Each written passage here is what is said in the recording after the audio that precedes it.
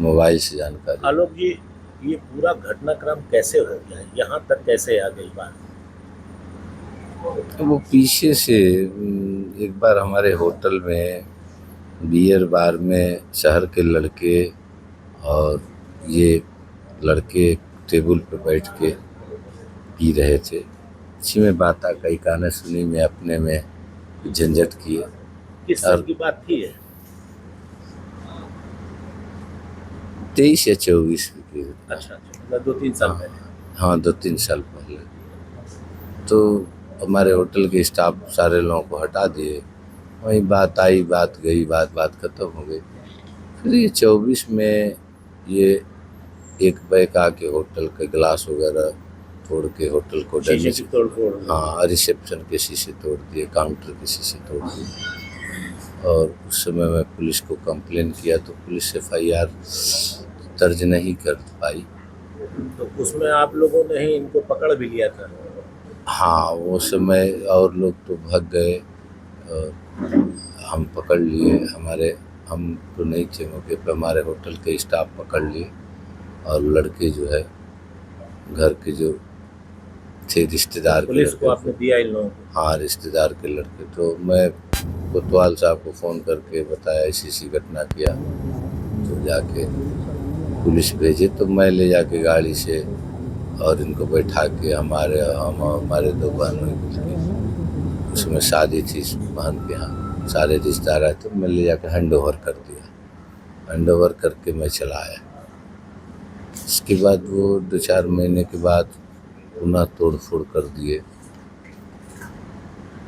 तो इसमें जो मुख्य आरोपी हैं शंकर पांडे और जो लड़का कल एनकाउंटर हुआ, और बाकी जो 2 और नामजद हैं उसके सहयोगी हैं, ये लोग, सुनने में आया कि ये लोग गैंग बनाकर करते थे। क्या था पूरा ये? गैंग तो 2020-21 से एक्टिव है। और चूंकि इस गैंग के जितने लोग हैं वो मैक्सिमम सरगना वही होटल के सामने वो शंकर पांडे है, वहीं मकान बना के रहता है। वो है वहीं से सब आपराधिक रिकॉर्ड संचालित कर। और होटल के पीछे कमलेश बिंद जो कल का पुलिस मुठभेड़ में ढेर हुआ है, एनकाउंटर हुआ है, वो भी वहीं अगले बगल उसका ठीक होटल के पीछे 200 मीटर के पास ही उसका अपना पुश्तैनी पारिवारिक मकान है। तो और उसकी भाई या भाई की पत्नी उस गांव के प्रधान भी है।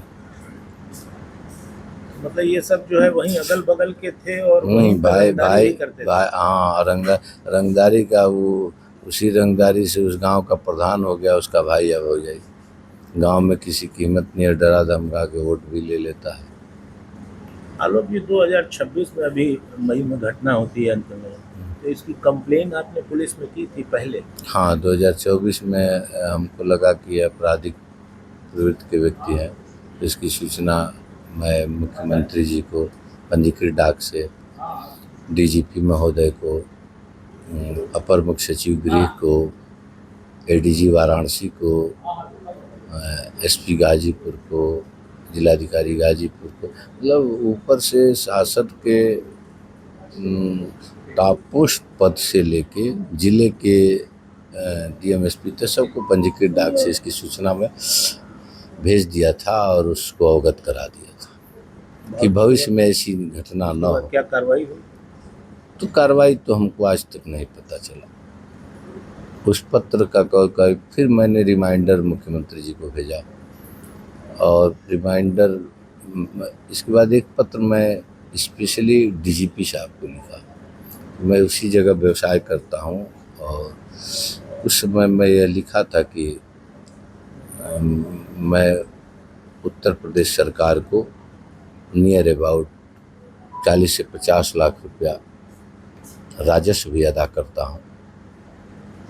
तो हमको कुछ नहीं, केवल एकमात्र व्यापारियों को सुरक्षा और सम्मान 2 की ज़रूरत है, वही केवल मिलना चाहिए। शेष तो हम लोग अपना खुदे गवर्नमेंट को दे रहे हैं। हम लोग गवर्नमेंट से रंगदारी मांगने का भी मामला? हाँ, बीच में होटल निर्माण होने लगा तो इस रंगदारी की सूचना भेजा था। तो इस रंगदारी की सूचना की भी कंप्लेन की होगी आपने? नहीं, हम तो ये सोचे कि कोई आदमी आया और कुछ भी कह के चला जाए तो उसको मैं डीपली नहीं लिया। एक दो बार आप कंप्लेन कर चुके थे? इससे पहले कंप्लेन किए थे जब तोड़ फोड़ हो गया होटल पे प्रत्यक्ष रूप से, तो उस पर कोई कार्रवाई नहीं हुई, तो मैं इसको उचित नहीं समझा कि इस कोई कान में आके धीरे से कह दे और मैं अपराध जगत से के बीच में जाऊं। ये जो 4 अपराधी थे, हाँ, शंकर पांडे, कौन कौन है ये चारों? एक सोनू यादव है, एक शंकर पांडे है, एक कमलेश बिन था और एक जो है आलोक दुबे और कुछ अज्ञात। और 2-3 अज्ञात हैं। उसके गोल में तो 40-50 की संख्या है, लोग बता रहे हैं। हाँ, कटरा गैंग, भाई गैंग एक बार एक आदमी से संचालित नहीं ना होती है। गैंग का मतलब कि सामूहिक गिरोह, संगठित गिरोह, सामूहिक संख्या। जब तक बल नहीं रहेगा तब तक वो कटरा गैंग कैसे बनेगा। और वो 25 से 50 की संख्या हमको लग रहा है, कुछ लोग बता रहे थे कि नहीं, संख्या इन सबों की 50 से 100 के बीच में है। कल जो इनकाउंटर हुआ है उसमें ये पता चला कि जो शंकर पांडे है उसके ऊपर गैंगस्टर भी था। हाँ, तो 2020 से ही वो गैंग बना के अपराध कर रहा है। कभी रौजा पे, कभी मिश्र बाजार किया, किसी कपड़ा व्यवसायी का अपहरण कर लिया था, भुतैया टाण पे कई बार किया।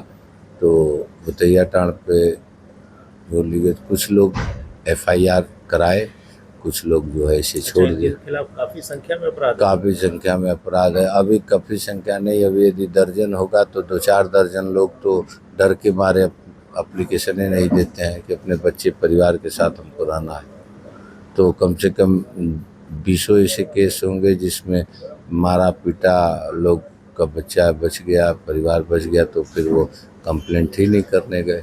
2021-20 से आप बता रहे हैं कि गैंगस्टर था, गैंग बना के काम करता था, तो क्या लगता है उसके ऊपर कार्रवाई क्यों नहीं होती थी? अब ये तो शासन प्रशासन में जानेगा। ये तो इसके भी, ये तो हमारा मामला है नहीं, ये तो गवर्नमेंट का मामला है। गवर्नमेंट अपने विभाग बांट के रखी है जनता के सुख चैन के लिए, लॉ एंड ऑर्डर मेंटेन करने के लिए। तो ये तो पुलिस प्रशासन जाने और शासन जाने की इसके खिलाफ कार्रवाई क्यों नहीं होती। आपके घर इतनी बड़ी दुर्घटना हो गई, इतनी कंप्लेन के बाद, अब आप क्या सोचते हैं? कल एक एनकाउंटर भी हो गया, इसके बाद क्या सोचते हैं? पुलिस का सहयोग? पुलिस तो मैं शुरू से कहता आ रहा हूँ कि हमारे जांबाज अधिकारी जनपद में आए हैं, और सबसे बड़ी सराहना की जाए हमारे जिलाधिकारी महोदय, हमारे दुख की घड़ी में उन्होंने शमशान घाट पे हमको सांत्वना देने के लिए पहुंचे थे।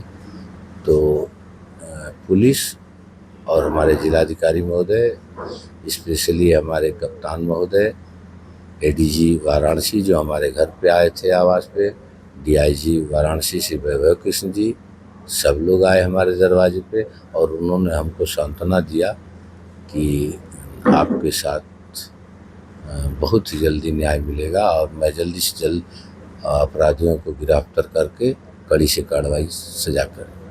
तो क्या लगता है शंकर पांडे जब तक फरार है तब तक कुछ खतरा भी है आपको? अब खतरा हो सकता है, जब अपराधी बाहर घूम रहा है, तो जब पुलिस के पकड़ के बाहर है तो उसमें हम कितना सुरक्षित हैं। 1 तो लाख का इनाम उस पर है? अच्छा, तो ये जानकारी हमको नहीं है। नहीं, 1 लाख का इनाम शंकर पांडे पर, हाँ। 1 लाख का इनाम जो कमलेश था उस पर, और बाकी जो 2 सोनू यादव और आलोक हैं उन पे अभी 50-50 हज़ार का इनाम है।